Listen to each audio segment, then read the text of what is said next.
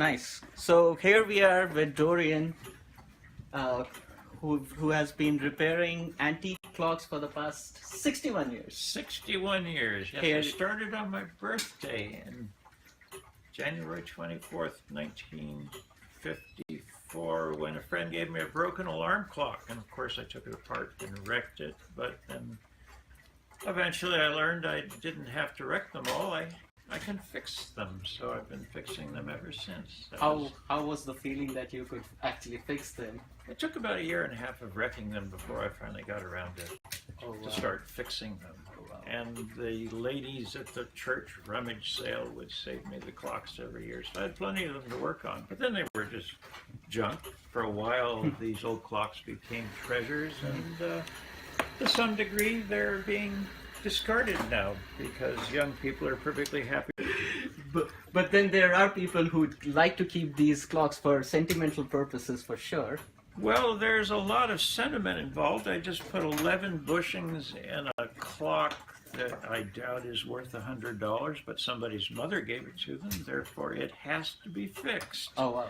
So they're spending about $600 on a clock that's worth less than $100, but Mom gave it to them, so it has to be fixed. Is that the clock right there?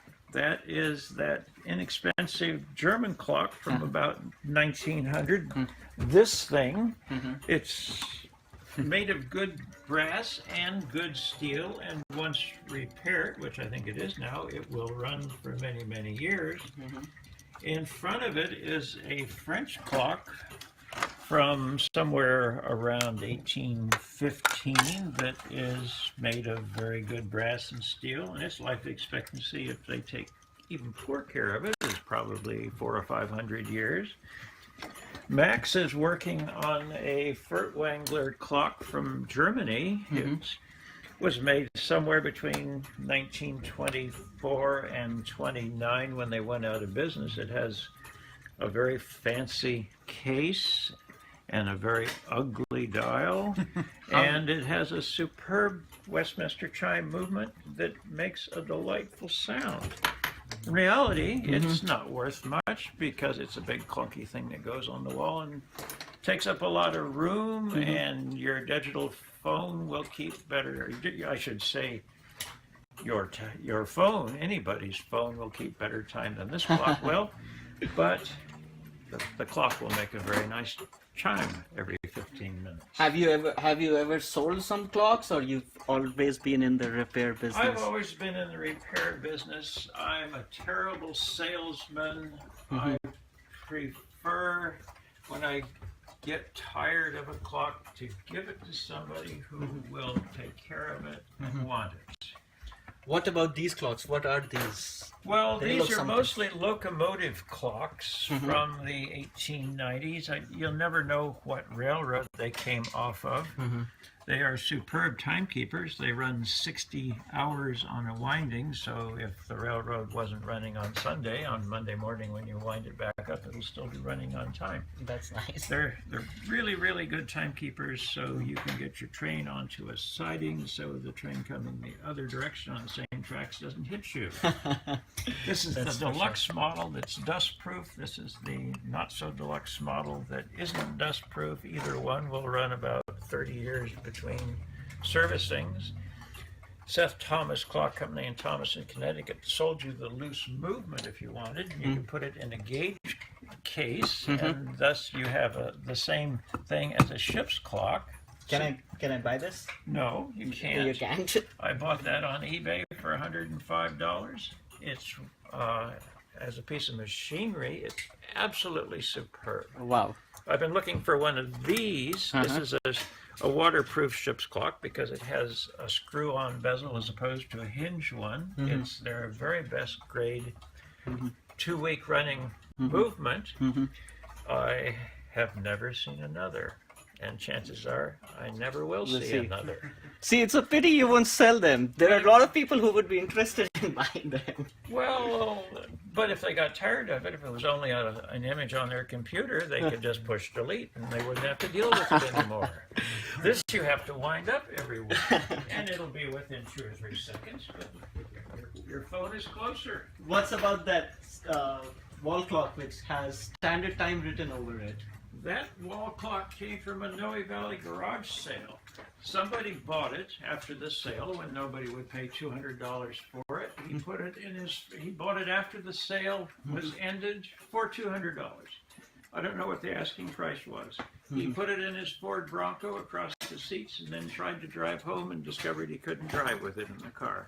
So he brought it down here and he sold it to me for $400 plus a Waltham car clock from the 1920s, which I have no idea what he wanted for. Oh, wow. So I overhauled it. The company that made that is American Clock Company, Chicago. They went out of business in 1905. It's a superb movement designed by a designer of railroad watches. The case was made by the Pullman Railroad Car Company, so it got the best of the wood. It was also, an owner was also somebody who owned a very fancy varnish company, so it got the best of the finish. And fact is, they went out of business in 1905, and it's certainly within 5 seconds a week, and that's not as good as your cell phone, but it'll do. It will work. It will work. 5 seconds is not that bad. 5 seconds isn't that bad. The hour hand gets moved when daylight savings time changes, but the minute hand almost never needs touching. It averages out keeping very perfect time. Cool. You also mentioned that you do repair at the ferry building over here, or you do maintenance. I've taken care of the ferry building clock for years. Plant construction restored the ferry building. They called me a day or so after an article appeared in the Chronicle about somebody driving by the ferry building and discovering his father's huge 30 horsepower siren wasn't up there anymore. It didn't work, but it sounded signals at 8 o'clock in the morning, noon, and 5 or 5:30, something like that in the afternoon.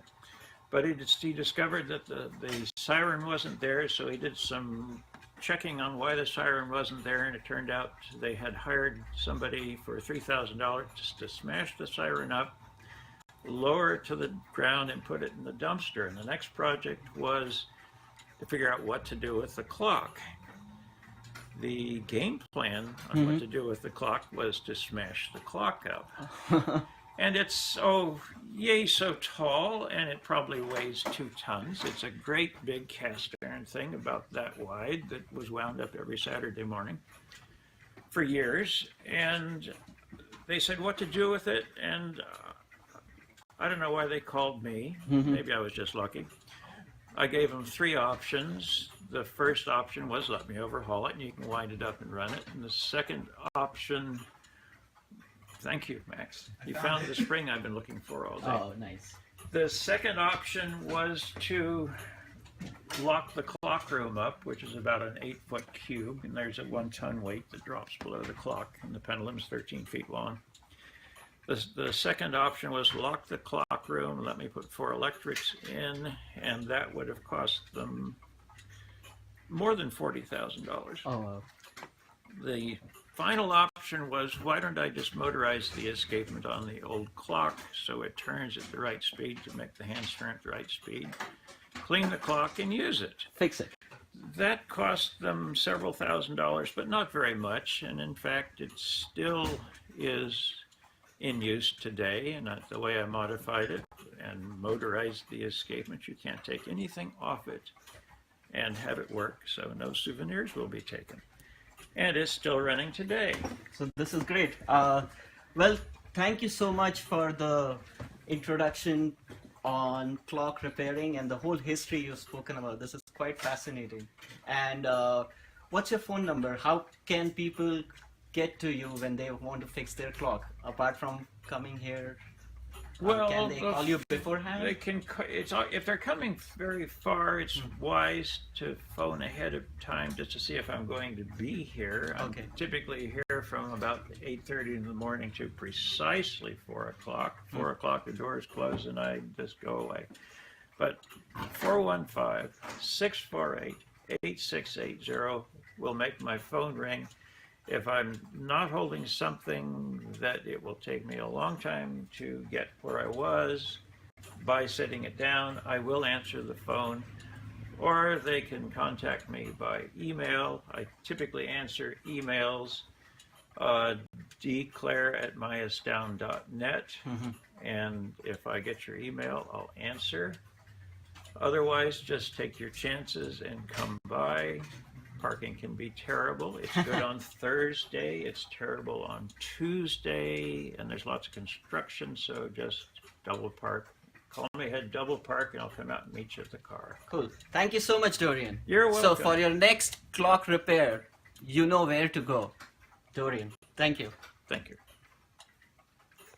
Thank you so much, Dorien. You're So welcome. for your next clock repair, you know where to go. Dorien, thank you. Thank you.